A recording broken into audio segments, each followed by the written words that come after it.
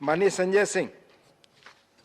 धन्यवाद मान्यवर, आपने इस गंभीर मामले को सदन में उठाने का मुझे मौका दिया। मान्यवर, बेटियों की सुरक्षा एक गंभीर सवाल बनी हुई है पूरे देश में, और ऐसा ही एक मामला मुजफ्फरनगर का आया है मान्यवर। 17 लड़कियों को प्रैक्टिकल की परीक्षा के नाम पे 18 नवंबर को उनके गांव से ले जाया जाता है। यह कहा जाता है कि 2 दिन तुम्हें प्रैक्टिकल परीक्षा के लिए रहना पड़ेगा। उनके परिवार को बहला फुसला के उन बच्चियों को ले जाया जाता है। एक निजी विद्यालय में उनको रोका जाता है मान्यवर। उनको खिचड़ी के साथ नशीले पदार्थ दिए जाते हैं और उन बच्चियों के साथ यौन शोषण होता है। यौन शोषण करने के बाद उनको धमकाया जाता है, डराया जाता है और कहा जाता है कि अगर तुमने जुबान खोली तो तुम्हारी प्रैक्टिकल परीक्षा में तुमको फेल कर दिया जाएगा। मान्यवर, वो बच्चियां घर आती हैं, अपने परिवार के पास आती हैं और बहुत संकोच से, बहुत तकलीफ से कई दिनों के बाद उनमें से एक बच्ची ने इस पूरी घटना का खुलासा किया मान्यवर। उसके बाद उसका परिवार थाने पे जाता है, एफआईआर नहीं लिखी जाती। कोतवाली में जाता है, एफआईआर नहीं लिखी जाती। एसएसपी के पास पूरा परिवार जाता है, तब जाके बड़ी मुश्किल से इस मामले में एफआईआर लिखी जाती है मान्यवर। मैं आपके माध्यम से हाथ जोड़ के इस सरकार से प्रार्थना करूंगा, कृपा करके ऐसे दुर्दांत अपराधियों को सख्त से सख्त सजा मिलनी चाहिए, जिसका उदाहरण पूरे देश में दिया जा सके।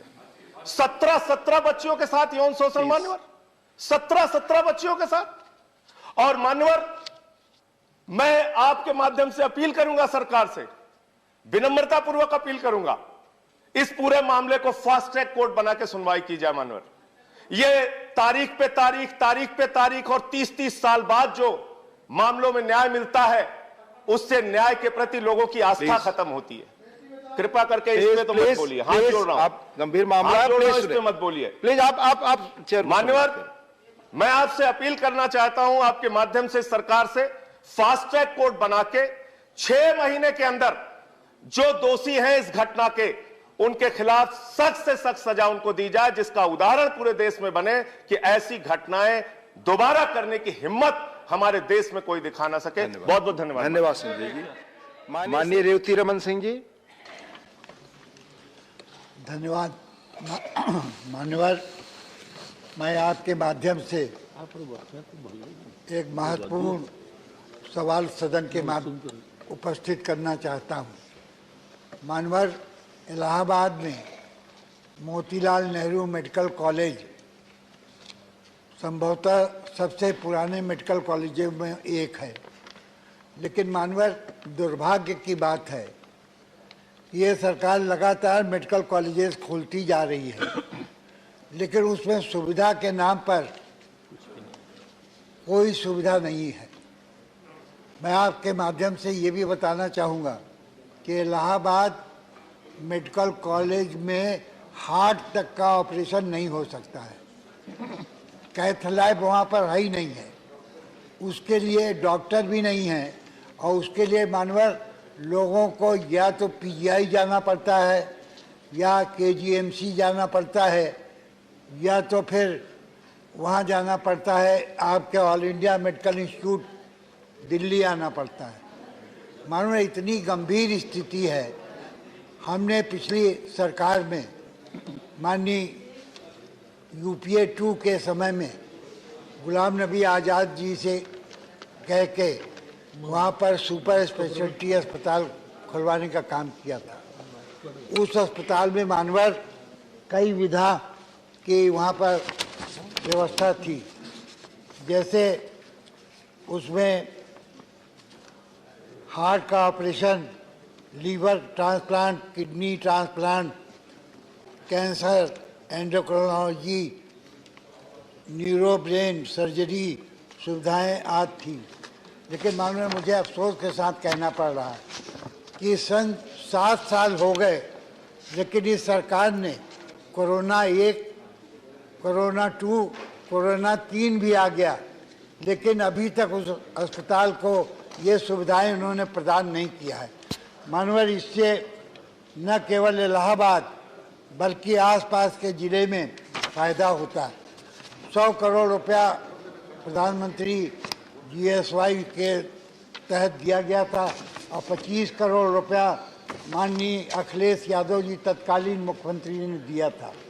मानो उसके बावजूद भी ये कार्य आज तक शुरू नहीं हो पाया, जिससे कि जौनपुर, प्रतापगढ़, बलिया, वाराणसी, चंदौली, गोरखपुर, महाराजगंज, गाजीपुर, सुल्तानपुर, फैजाबाद, बस्ती, गोंडा, बहराइच, सिद्धार्थनगर, आजमगढ़ के लोगों को ये सुविधा नहीं प्रदान हो पा रही। मानव मैं आग्रह करता हूँ आपके माध्यम से कि इस पर तत्काल सरकार संज्ञान ले और इस पर कार्रवाई करे। धन्यवाद। धन्यवाद माननीय रेवती रमन सिंह जी। माननीय श्री राम जी। धन्यवाद उपसभापति महोदय, और धन्यवाद करना चाहता हूं अपनी पार्टी की मुखिया बहन कुमारी मायावती जी को भी। उपसभापति महोदय, सदियों से दबे कुचले, शोषित दलित और आदिवासी समाज के साथ अत्याचार और शोषण किया गया, और इस शोषण अत्याचार को रोकने के लिए संवैधानिक कानून SC/ST एक्ट 1989 को बनाया गया। लेकिन इस कानून को बचाने के लिए दलित, आदिवासी समाज एवं सर्व समाज के प्रबुद्ध लोगों ने 2 अप्रैल 2018 को लोकतांत्रिक तरीके से संवैधानिक अधिकार के तहत आंदोलन का आह्वान किया गया था, जिसमें देश के समस्त दलित, आदिवासी समाज के लोगों ने बढ़ चढ़कर हिस्सा लिया और शांतिपूर्ण अपना विरोध दर्ज कराया था। इसके पश्चात दलितों और आदिवासियों की पीड़ा को समझते हुए तत्कालीन सरकार ने अध्यादेश के जरिए SC/ST एक्ट को पुनः बहाल किया और उसको और भी प्रभावशाली बनाया। श्रीमान जी, लेकिन इस शांतिपूर्ण बंद को बदनाम करने के लिए कुछ असामाजिक तत्वों ने उस आंदोलन के दौरान हिंसा फैलाई, और जिसके बाद पुलिस ने आनन फानन में बिना उचित जांच के बंद में शामिल दलित, आदिवासियों के ऊपर तमाम तरह के मुकदमे लगाए। एक एक व्यक्ति पर 5-5, 10-10 मुकदमे हुए, 25 से 30 धाराएं लगाई गईं।